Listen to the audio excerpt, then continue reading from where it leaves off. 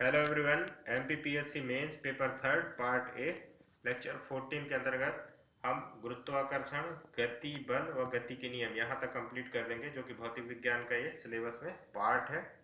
1.3 में दिया होगा, तो 1.3 के अंतर्गत गुरुत्वाकर्षण है, गति, बल व गति के नियम, तो इसमें सभी को हम कंप्लीट कर देंगे। इसके अलावा MPPSC mains paper 2 part B के सारे लेक्चर अपलोड हैं, और इसके अलावा जीव विज्ञान और रसायन विज्ञान के पेपर भी जितने भी सिलेबस में दिया है वो अपलोड हैं, तो आप उन्हें भी देखें और अच्छा लगे तो शेयर करें।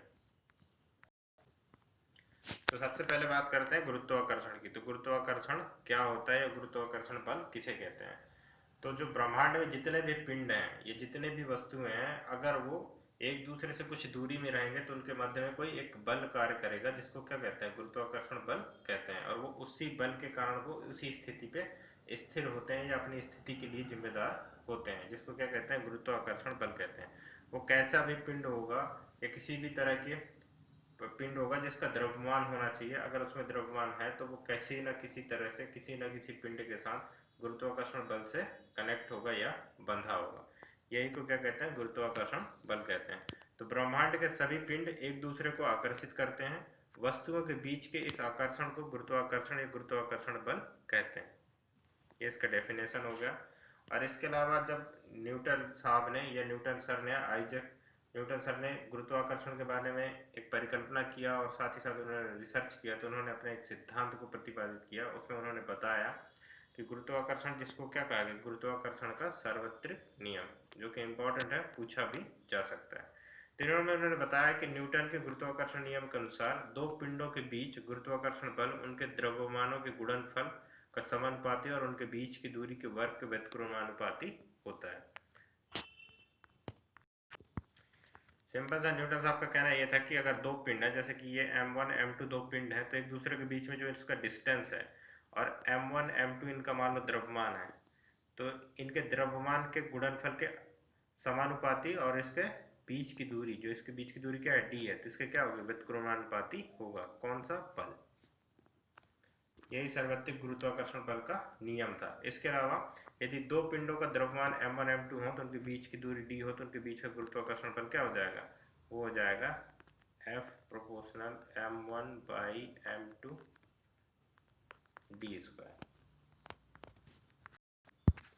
तो उसी का डेरिवेटिव फॉर्म है कि आज जो गुरुत्वाकर्षण बल दो पिंडों के मध्य कार्य करता है, हम उसको इस तरह से डिनोट कर सकते हैं, F proportional m1 by m1 into m2 by D square. इसके अलावा जो अगर गुरुत्वाकर्षण नियतांक के साथ इसको लिखेंगे, तो जो गुरुत्वाकर्षण बल है वो है g m1 m2 by D square, और जो नियतांक है g, उसका कितना वैल्यू है? तो वो है 6.67 इंटू 10⁻⁻11 न्यूटन मीटर स्क्वायर पर किलोग्राम स्क्वायर। तो ये हो गया उसका नियतांक, किसका? जी का, जो सार्वत्रिक गुरुत्वाकर्षण नियतांक कहा जाता है। जी का मान सभी जगह क्या होता है? समान होता है। पृथ्वी या पिंड पे सभी जगह क्या होता है? समान होता है। गुरुत्वाकर्षण बल हमारे लिए क्यों जरूरी है या गुरुत्वाकर्षण बल का क्या महत्व है? तो सबसे जो मुख्य महत्व है वो बता देता हूँ कि हमारे पृथ्वी से बांधे रखने वाला बल, अगर पृथ्वी पर खड़े रहने में मदद करता है तो कौन करता है? गुरुत्वाकर्षण बल ही करता है, क्योंकि गुरुत्वाकर्षण बल के कारण ही पृथ्वी हमें अपनी ओर खींचता है, जिसकी वजह से हम अपनी स्थिति को बनाए रख सकते हैं और संतुलन को बनाए रख सकते हैं। इसके अलावा पृथ्वी के चारों ओर चंद्रमा की गति, जो चंद्रमा की गति हो रही है पृथ्वी की चारों ओर, इसके अलावा सूर्य के चारों ओर ग्रहों की गति, चंद्रमा तथा सूर्य के कारण ज्वार भाटा का आना, ये सारे किसके वजह से होते हैं? गुरुत्वाकर्षण बल के कारण ही पॉसिबल होता है। तो यही पूछा जाता है इसमें, सबसे इंपॉर्टेंट यही है जो प्री में कई बार पूछ लिया जाता है, चंद्रमा तथा सूर्य के कारण क्या आता है? ज्वार और भाटा आते हैं। जो इम्पोर्टेंट है वो है गुरुत्वीय त्वरण। गुरुत्वीय त्वरण किसे कहते हैं? तो ये वह बल है कि जब किसी वस्तु को या किसी पिंड को हम पृथ्वी से ऊपर फेंकते हैं, तो उस पिंड को कितने बल से पृथ्वी अपने ओर खींचती है, और जिस बल से वो पृथ्वी अपने ओर खींचती है, जिसकी वजह से उसके त्वरण में वृद्धि होती है, जिसको क्या कहते हैं? गुरुत्वीय त्वरण कहते हैं। तो वह आकर्षण बल जिससे पृथ्वी किसी वस्तु को अपने केंद्र की ओर खींचती है, मतलब अपनी ओर खींचती है, उसे गुरुत्व बल कहते हैं। और इस बल के कारण जो त्वरण उत्पन्न होता है उसे क्या कहते हैं? गुरुत्वीय त्वरण कहते हैं। और इसको किससे डिनोट करते हैं? तो जी से करते हैं। इंपॉर्टेंट है। मान लो कोई पिंड है जो पृथ्वी से m द्रव्यमान का पिंड ऊपर की तरफ है और उसको उसको पृथ्वी अपनी ओर खींच रहा है, तो वो कितना उसमें पृथ्वी त्वरण या उसमें त्वरण कितना होगा, तो ये इस फॉर्मूले से निकाल सकते हैं, GM/r² से, उनके बीच के डिस्टेंस और जो पृथ्वी का द्रव्यमान है और पृथ्वी नियतांक, जो गुरुत्वाकर्षण नियतांक है। तो वो सारी चीज़ें यहाँ पर दिया हुआ है। हालांकि सब पीएससी में नहीं पूछा जाएगा, पर ये नियतांक ऑब्जेक्टिव में पूछा जा सकता है कि गुरुत्वाकर्षण नियतांक क्या होता है, पृथ्वी का द्रव्यमान क्या है, पृथ्वी की त्रिज्या क्या है, ये सारी चीज़ें पूछा जा सकता है। और जो गुरुत्वीय त्वरण है वो हम 9.8 मीटर पर सेकेंड है, जिसको अप्रोक्सीमेट 10 मानते हैं। ठीक है। अब जी के आधार पर क्या क्या अपन को पता चलता है, वो पता चलता है भार। ठीक है। भार को इंग्लिश में कहते हैं वेट और द्रव्यमान को कहते हैं मास। द्रव्यमान मतलब पदार्थ की क्या है, पदार्थ कितना है उसकी मात्रा को बताता है द्रव्यमान। ठीक है। पदार्थ की मात्रा को डिनोट करता है द्रव्यमान, जिसको हम केजी से, किलोग्राम से डिनोट करते हैं। लेकिन भार को ही हम किलोग्राम मान लेते हैं जनरली लाइफ में, लेकिन ऐसा नहीं होता, वो मात्रा को बताता है। अब वेट में क्या होता है, वेट होता है उसका जो भी द्रव्यमान गुणे गुरुत्वीय त्वरण, उस पर कितना त्वरण लग रहा है, किस बल से पृथ्वी उसको अपनी ओर खींच रहा है। तो जिस बल से पृथ्वी अपनी ओर उसको खींचेगा वही उसका क्या कहलाएगा, द्रव्यमान कहलाएगा। तो ये है कि मान लो एक 1 किलो का वो है, मतलब 1 किलो पदार्थ का कोई वस्तु है जो कि पृथ्वी पे रखा है, लेकिन उसमें गुरुत्वीय त्वरण कितना लग रहा है, 10। ठीक है। क्योंकि अपन ने देखा 9.8, तो उसको 10 मान लो। तो ये जो पदार्थ की मात्रा है उसका जो वेट आप करोगे, भार करोगे ना, वो 10 किलोग्राम आएगा। क्योंकि गुरुत्वीय त्वरण 10 है और 10 से उसको कहाँ खींच रहा है, नीचे की ओर खींच रहा है अपनी ओर, आकर्षण बल। तो आकर्षण बल के कारण ये जो पदार्थ है वो 10 किलोग्राम का भार जनरेट कर पा रहा है, कहाँ, पृथ्वी की सतह पर। तो ये आपको आना चाहिए। और जी का मान किस तरह से परिवर्तित होता है, कहाँ कहाँ पर अधिक और कहाँ पर कम होता है। तो ध्रुव से विषुवत रेखा की ओर जी का मान कम होता है, इंपॉर्टेंट यही है। ये बहुत बार पूछा जाता है, ध्रुव से विषुवत रेखा की ओर आएंगे तो जी का मान बढ़ेगा घटेगा, या विषुवत रेखा से ध्रुव को जाएंगे तो जी का मान घटेगा या बढ़ेगा। तो ध्रुव में सबसे ज़्यादा होगा और विषुवत रेखा में सबसे कम होगा। और यही कारण है कि विषुवत रेखा के आसपास क्या बनाए जाते हैं। जब अपन प्लान वेग पढ़ेंगे तो उसमें भी पता चलेगा कि जितने भी रॉकेट प्रक्षेपण केंद्र होते हैं वो कहाँ पर बनाए जाते हैं, विषुवत रेखा के आसपास, ताकि वहाँ पर गुरुत्वीय त्वरण कम हो, गुरुत्वाकर्षण बल भी कम हो, जिसकी वजह से आसानी से प्रक्षेपित किया जा सके। पृथ्वी की सतह से ऊपर या नीचे जाने पर जी का मान क्या होता है, घटता है। चाहे ऊपर चले जाओ या नीचे आ जाओ, जी का मान क्या होगा, घटेगा। पृथ्वी की घूर्ण गति बढ़ाने पर जी का मान कम हो जाता है। अगर 17 गुना बढ़ा दोगे तो पृथ्वी पर कुछ भी चीज नहीं रहेगा, जी का मान शून्य हो जाएगा, गुरुत्वाकर्षण बल। पृथ्वी के घूर्णन गति घटाने पर जी का मान बढ़ जाता है। मतलब जितना मान लो हमारा वेट, अभी जितना वेट है वो जैसे जैसे पृथ्वी की घूर्णन गति कम होगी वैसे वैसे बढ़ता जाएगा, क्योंकि जी का मान बढ़ता है। पृथ्वी के केंद्र पर जी का मान क्या होता है, शून्य होता है। ये भी ऑब्जेक्टिव में पूछा जा सकता है। ये तीन तीन नंबर में पूछे जा सकते हैं कि पलायन वेग क्या होता है, कक्षीय वेग क्या होता है। तो ये पलायन वेग वह है, वह न्यूनतम वेग जिसे किसी वस्तु को देने पर वह ग्रह के गुरुत्वाकर्षण बल क्षेत्र से बाहर निकल सके और वापस लौटकर कभी न आए, उस न्यूनतम वेग को पलायन वेग कहते हैं। पलायन वेग का सिंपल सा मतलब है कि पृथ्वी के गुरुत्वाकर्षण बल से अधिक बल, मतलब गुरुत्वाकर्षण बल है उससे उसके जो क्षेत्र है उस क्षेत्र से किसी वस्तु को बाहर पहुंचाना है अपने को, तो कितना बल से उस वस्तु को पृथ्वी से फेंकना है, बाहर भेजना पड़ेगा, ताकि वो पृथ्वी के गुरुत्वीय जो क्षेत्र है उससे बाहर चला जाए और वापस दोबारा पृथ्वी पर ना आ सके। तो इसे क्या कहा जाता है, पलायन वेग कहा जाता है। इसका जो इसके वेलोसिटी है, पलायन वेग है, उसको किस तरह से डिनोट करते हैं, तो वो डिनोट कर सकते हैं, पलायन वेग बराबर √2 g r। ये पलायन वेग प्रोपोर्शनल किसके होता है, गुरुत्वीय त्वरण के। ठीक है। पृथ्वी में कितना है पलायन वेग, तो 11.2 किलोमीटर पर सेकंड। मतलब इतना वेग अगर किसी पदार्थ को या किसी वस्तु को या किसी कण को आप देते हैं तो वो दोबारा पृथ्वी पर वापस नहीं आएगा। चंद्रमा में 2.4 किलोमीटर पर सेकंड है। इतना कम होने के कारण वहाँ पर वायुमंडल नहीं पाया जाता, क्योंकि इतना कम बल जनरेट कर पाता है उसको बांधने के लिए वायुमंडल को, जिसकी वजह से वायुमंडल क्या होता है, वापस उड़ जाता है या फिर बिखर जाता है, जिसके वजह से चंद्रमा पर वायुमंडल नहीं पाया जाता। और ये मैंने बता ही दिया कि उपग्रह प्रक्षेपण केंद्र जो है वो विषुवत रेखा के पास में इसलिए बनाए जाते हैं क्योंकि वहाँ पर गुरुत्वाकर्षण सबसे कम पाया जाता है।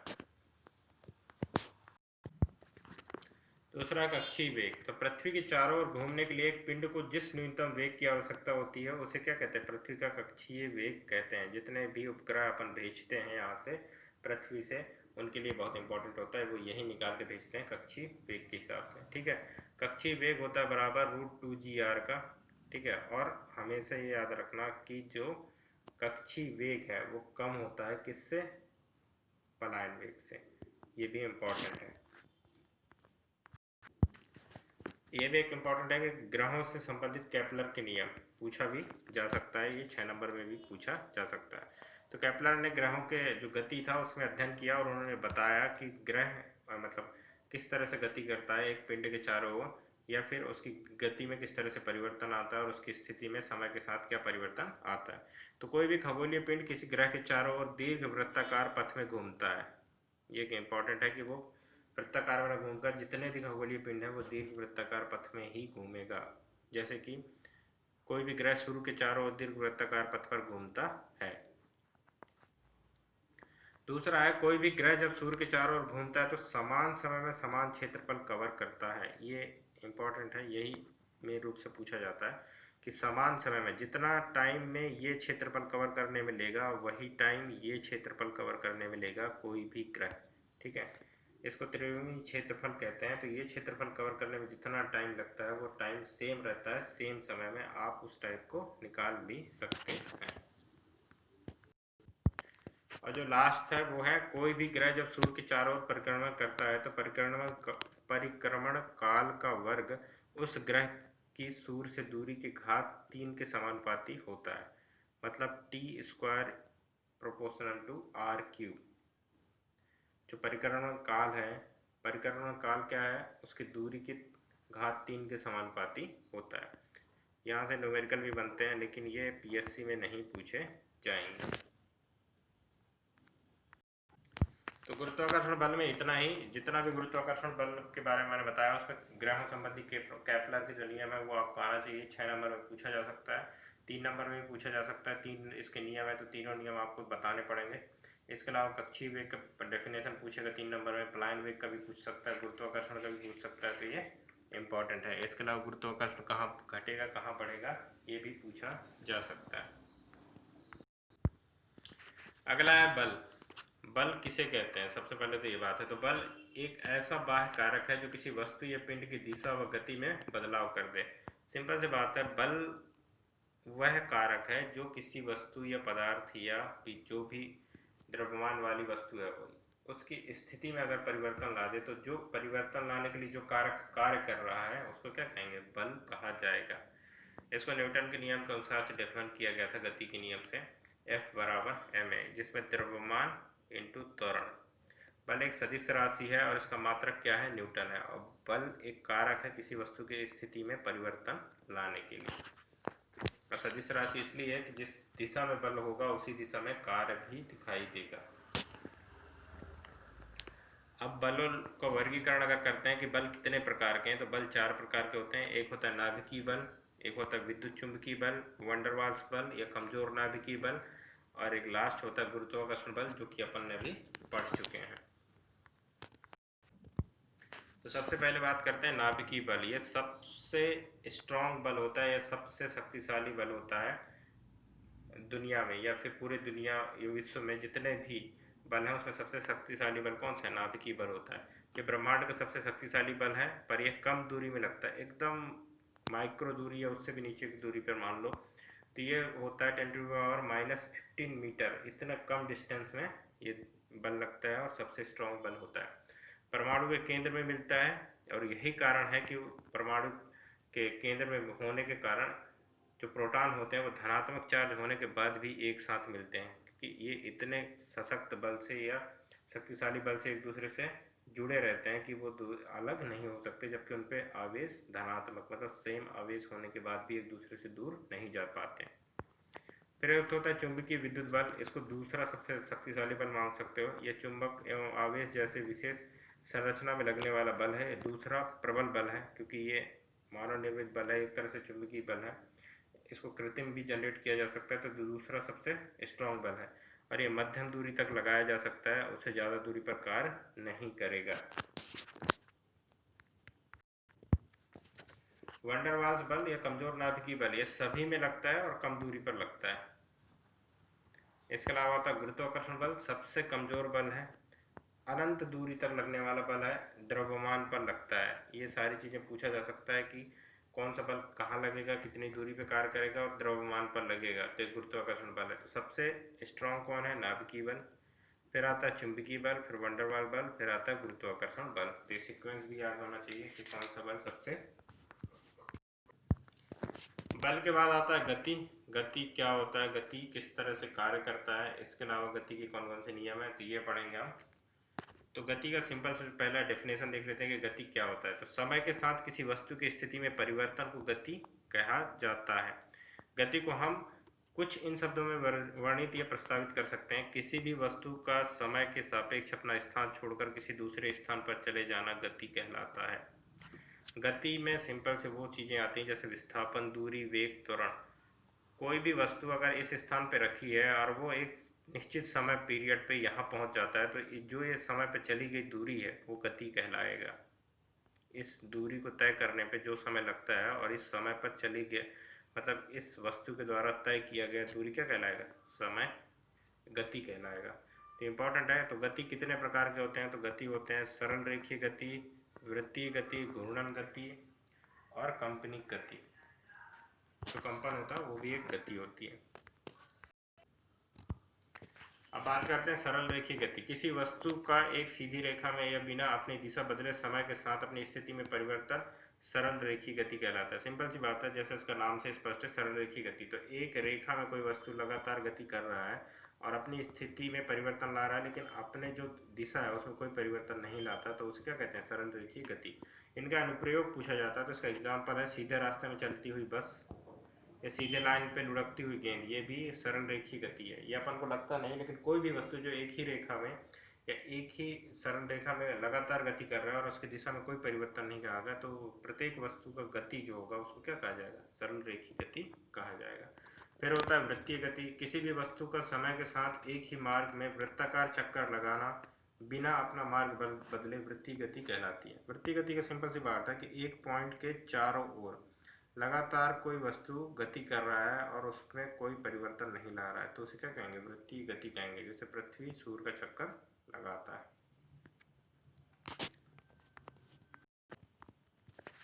आगे है घूर्णन गति। किसी वस्तु का अपने स्थान में बने रहते हुए अपने ही अक्ष में गोल घूमना घूर्णन कहलाता है, तथा उनके बीच में कोई एक काल्पनिक लाइन खींचे जिसके चारों तरफ वस्तु घूम रही है, तो उस लाइन को अक्ष कहते हैं तथा इस अवस्था को घूर्णन गति कहलाती है। पृथ्वी अपने अक्ष पर घूमना। कोई वस्तु इस तरह से है और वो इस तरह से अपने ही अक्ष पे रोटेट करता है, तो उसको क्या कहते हैं? घूर्णन गति कहते हैं। और वो अगर उसके बीच में एक काल्पनिक लाइन को ही अक्ष कहते हैं, जो कि उसके सेंटर से अगर हम खींचे तो अपने आप में ही उस सेंटर लाइन के आवर्त में क्या करता है? घूर्णन गति करता है, तो उसको कहते हैं घूर्णन गति। जैसे पृथ्वी अपने अक्ष पर घूमता है, इसीलिए वो मूव करता है और आगे जाके वो एक हमारे जो दिन रात होता है वो घूर्णन गति के कारण ही होता है, और इसके बाद ही वो वृत्तीय गति कहाँ करता है? सूर्य के चारों ओर दीर्घवृत्तीय कक्ष में। इसके अलावा होता है दोलन गति। इस गति का निर्माण गुरुत्वीय बल से होता है। दोलन गति में वस्तु एक ही पथ पर गतिमान रहता है, लेकिन अपना स्थान वही रखती है, उसे परिवर्तित नहीं करती। ये गुरुत्वीय त्वरण के कारण होता है। किसी भी वस्तु को अगर दोलन गति को देखा जाए तो वो किस तरह से है? एक ही पॉइंट पर वो दोनों तरफ गति करता है और अपनी स्थिति में परिवर्तन नहीं लाता, लेकिन वो गति को दर्शाता है और अपना स्थान वही रखती है और उसे परिवर्तित नहीं करती। इसका अर्थ है कि वह गतिमान होती है तो किसी भी समय वह अपना पथ नहीं बदलती। पथ नहीं बदलती क्योंकि एक ही पथ पर वो लगातार गति करती है, जिसकी वजह से हमें क्या दिखता है? दोलन की गति दिखती है। आगे है कंपनिक गति। जैसे कि किसी स्प्रिंग में कंपन होता है, किसी वायर में कंपन होता है, तो वो भी एक तरह की गति है जो एक निश्चित पथ पर एक निश्चित टाइम पर क्या करता है? गति करता है।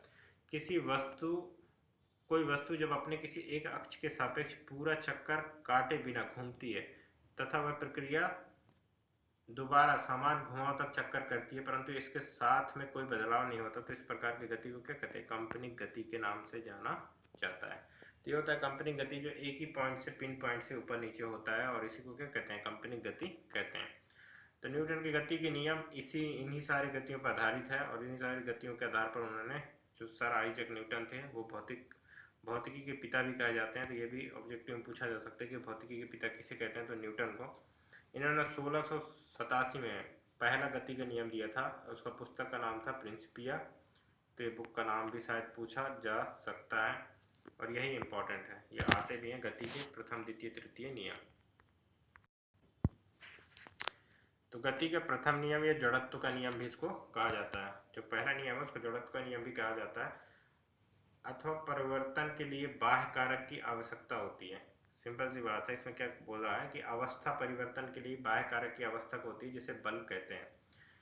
तो अवस्था परिवर्तन होने के लिए जो बाह्य कारक की आवश्यकता होती है, वो किस तरह से अपन गति के प्रथम नियम पर बता सकते हैं कि जो वस्तु स्थिर अवस्था में है वो स्थिर अवस्था में ही रहेगी, तथा जो गतिमान अवस्था में है वो गतिमान अवस्था में ही रहेगी, जब तक कि उस पर कोई बाह्य बल न लगाया जाए, क्योंकि प्रत्येक वस्तु अपने अवस्था में परिवर्तन का क्या करती है, विरोध करती है। तो यही गति का प्रथम नियम है, और इसी के अनुसार कहा गया है। न्यूटन साहब का सिंपल से कहना था, न्यूटन सर का, कि एक वस्तु अगर स्थिर अवस्था में तो वो स्थिर ही रहेगी, एक वस्तु अगर गतिमान अवस्था में तो गतिमान ही रहेगी, अगर उस पर कोई बाह्य बल आरोपित नहीं किया जाता तो वो अपने अवस्था में परिवर्तित नहीं करेगा, और ना ही उसको अवस्था परिवर्तन की आवश्यकता पड़ेगी। तो ये गति का प्रथम नियम है, इसके अनुप्रयोग पूछा जाता है बहुत बार एग्जामों में। पौधों की टहनी को हिलाने पर फल का गिरना, मतलब जो गति अवस्था है, माने हमने गति किस पर दिया, पौधे पर दिया, लेकिन फल अपनी स्थिति पे ही रहे, तो जैसे ही उसकी टहनियाँ मूव की लेकिन फल मूव नहीं कर पाए, तो जिसकी वजह से वो क्या करते हैं, टूट के गिर जाते हैं। ये भी पहले नियम का है, ये जड़त्व के नियम जो कहते हैं उसका ही है। कोई भी एथलीट ऊंची या लंबी कूद के लिए थोड़ी दूर दौड़ के आता है, चलती हुई गाड़ी में अचानक रुकने पर आगे की ओर जब हम झुक जाते हैं, वो भी क्या है, जड़त्व के नियम का ही उदाहरण है, या गति के पहले नियम का उदाहरण है। इसके अलावा गति का दूसरा नियम है, उससे पहले संवेग को जान लो। संवेग का ही जो दूसरा नियम है वो संवेग पर ही आधारित है। किसी वस्तु के द्रव्यमान तथा वेग के गुणनफल को उस वस्तु का संवेग कहते हैं। किसको कहते हैं, द्रव्यमान और वेग, जिस वेग से वह गति कर रहा है उसका किस द्रव्यमान का, तो उसके गुणनफल को क्या कहेंगे, संवेग। तो संवेग बराबर होता है वेग गुणित द्रव्यमान, और मात्रक होता है किलोग्राम मीटर पर सेकेंड, किसका, संवेग का। तो न्यूटन की जो गति का दूसरा नियम है वो इसी पर आधारित है। किसी वस्तु के संवेग में परिवर्तन की दर उस वस्तु पर आरोपित बल के समानुपाती होता है, तथा संवेग परिवर्तन की दिशा में होता है। तो आरोपित बल अगर F है, त्वरण A है और द्रव्यमान m है, तो वो क्या होगा, F बराबर m है। तथा किसी वस्तु के संवेग परिवर्तन की दर, उसके संवेग में परिवर्तन की दर उस वस्तु पर जितना बल आरोपित किया जाएगा उसके समानुपाती होगा। इसका क्या है अनुप्रयोग, तो इसका अनुप्रयोग है जब अपन कैच करते हैं गेंद को, तो क्या करते हैं, थोड़ा पीछे खींचते हैं हाथ को। दो पहिया वाहनों पर जो सॉकअप लगा होता है वो इसी का है, संवेग को कंट्रोल करने के लिए। संवेग ऑब्जर्वर के रूप में कार्य करते हैं। अब न्यूटन का गति का जो तीसरा नियम है वो भी इम्पोर्टेंट है। प्रत्येक क्रिया के बराबर परंतु विपरीत दिशा में प्रतिक्रिया होती है। अगर आप जिस फोर्स से किसी वस्तु पर मारते हैं, तो वो उसी फोर्स से वो व्यक्ति जितना बल उस पर लगेगा, उसके विपरीत बल भी उस पर लगाएगा, मतलब जिस वस्तु से आप मार रहे हैं उस पर भी लगाएगा। जैसे कि रॉकेट का अगर इसको उदाहरण देखोगे, तो रॉकेट जितना बल से वो एग्जॉस्ट के द्वारा वो ईंधन को जो जलाता है, वो नीचे को जितना प्रेशर लगाता है उतने ही प्रेशर से क्या करता है, उसको रॉकेट को आगे की तरफ ढकेल देता है। या बंदूक से जब गोली चलाते हैं अपन, तो बंदूक से गोली चलाने पर जिस वेग से गोली बाहर निकलती है, तो उतना ही बल अपन को क्या करता है, पीछे की तरफ महसूस करना पड़ता है। तो इसका अनुप्रयोग है कि क्रिया के बराबर परंतु विपरीत प्रतिक्रिया बल लगता है। तो ये गति का तीसरा नियम था जिसे उन्होंने न्यूटन के तीसरा नियम है। अब इनका एक सरल रेखीय, गति के सरल रेखीय वेक्टर समीकरण होते हैं, जो कि इम्पोर्टेंट है। ये पीएससी मेंस में भी आया है या पूछा क्या है।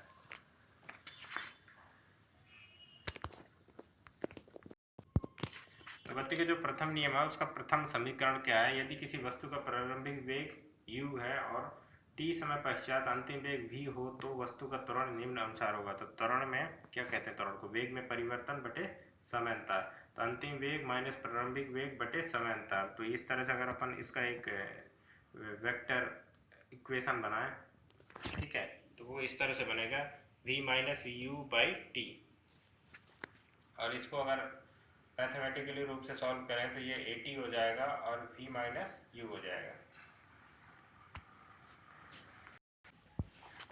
तो जो अपना समीकरण बन जाएगा वो इस तरह से बन जाएगा, v equal to u plus 80, यही गति का प्रथम समीकरण है, यह सरल रेखीय वेक्टर समीकरण होता है, जिसको क्या कहते हैं, न्यूटन का प्रथम समीकरण भी, गति के नियम का प्रथम समीकरण भी कहा जाता है। वो होता है v vector equal to u vector plus a t square, a T.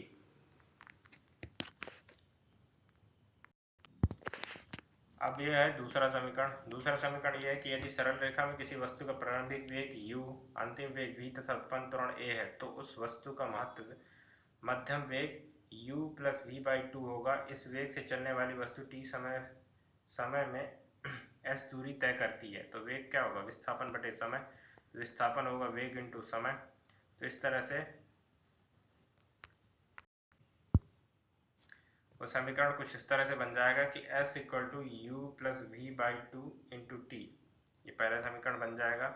और जब पहला समीकरण हमने निकाला था, वो पहला समीकरण से हम क्या करेंगे, यहाँ पे t की वैल्यू पुट कर देंगे, ठीक है। तो v की वैल्यू यहाँ पे पुट कर देंगे, तो v की वैल्यू जब समीकरण 1 में रखेंगे तो वो इस तरह से बन जाएगा। और इसको जब अपन सॉल्व करेंगे तो ये आगे इस तरह से आएगा और लास्ट में हमको ये समीकरण प्राप्त हो जाएगा, s equal to u t plus half a t square. इसको दूसरा जो गति का दूसरा नियम है, उसका दूसरा समीकरण सरलरेखीय समीकरण कहा जाता है, मैथमेटिकल समीकरण कहा जाता है, जिसमें अगर 4 अचर राशियाँ हों, उनमें से अगर 3 पता हो तो चौथी अपन निकाल सकते हैं। तीसरा और अंतिम समीकरण है गति का, और ये भी इम्पोर्टेंट है। इसमें तीनों समीकरण का सम्मिश्र रूप है। इसमें पहला समीकरण लिया और दूसरा समीकरण लिया। इसमें से पहले समीकरण में से t का वैल्यू निकाल लिया और t का मान समीकरण 2 में रख दो, ठीक है। समीकरण 2 में जब t का मान रखेंगे तो इस तरह से समीकरण बन जाएगा। और इसके बाद समीकरण को जब आप सॉल्व करेंगे तो हमको फाइनल जो समीकरण बनेगा वो बनेगा v square equal to u square plus 2as। तो ये 3 समीकरण मिल जाएंगे गति के, जो कि बहुत ही इम्पोर्टेंट है। ये मेंस में एक बार पूछा भी गया समीकरण, दूसरा समीकरण मतलब गति के दूसरे नियम को लिखने के लिए और उसके समीकरण को। तो दूसरे नियम में आप वही लिखेंगे, पर इसका जो सरल रेखीय समीकरण है वो सरल रेखीय समीकरण इसी रूप में होगा, ये वेक्टर समीकरण कह सकते हैं। तो ये था फिजिक्स का पहला पार्ट, जिसमें गुरुत्वाकर्षण बल से लेकर सारी चीज़ें अपन ने पढ़ी। तो ये इम्पोर्टेंट है, इसमें सारी चीज़ें पूछी जा सकती हैं, जैसे कि गुरुत्वाकर्षण बल क्या होता है, गुरुत्वाकर्षण का जो सार्वत्रिक नियम है वो क्या है, इसके अनुप्रयोग क्या है, गुरुत्वाकर्षण बल का महत्व क्या है, गुरुत्वीय त्वरण क्या होता है, जी का मान किस तरह से परिवर्तित होता है, किस तरह से आगे बढ़ता है, पलायन वेग पूछा जा सकता है, कक्षीय वेग पूछा जा सकता है, ग्रहों के संबंधी केपलर के जो 3 नियम है वो भी इम्पोर्टेंट है, ये भी पूछा जाएगा। इसके अलावा बलों के प्रकार, बल कितने प्रकार के होते हैं, तो मैंने 4 प्रकार के बताए, और कौन सा बल सबसे स्ट्रांग होगा, कौन सा नहीं होगा, ये भी पूछा जाएगा। इसके अलावा गति क्या होता है, गति किस तरह से डेफिनेशन आप पे आना चाहिए, साथ ही साथ गति के प्रकार आना चाहिए, गति के प्रकार के जो जितने भी हैं उनके थोड़े थोड़े डेफिनेशन। इसके अलावा न्यूटन के जो 3 नियम है ये इंपॉर्टेंट है, कुल मिला के यहाँ से क्वेश्चन जरूर पूछे जाते हैं। जो समीकरण है वो भी आना चाहिए आपको, तीनों समीकरण ईजी हैं, अगर 1-2 बार आप उनको पेन कॉपी लेके और ये नोट्स देख के भी आप अगर उनको सॉल्व करेंगे तो आपको इजीली समझ में आ जाएगा। वैसे तीसरा वाला तो नहीं पूछा जाएगा, पहला दूसरा समीकरण ही पूछा जाएगा MPPSC मेंस में, क्योंकि तीसरा समीकरण थोड़ा सा टफ पड़ता है जो साइंस बैकग्राउंड से नहीं है उनके लिए। तो थैंक यू वेरी मच। अगर आपको ये लेक्चर अच्छा लगे तो इसको ज़रूर शेयर करें, साथ ही साथ इस चैनल को ज़रूर सब्सक्राइब करें। Thank you very much.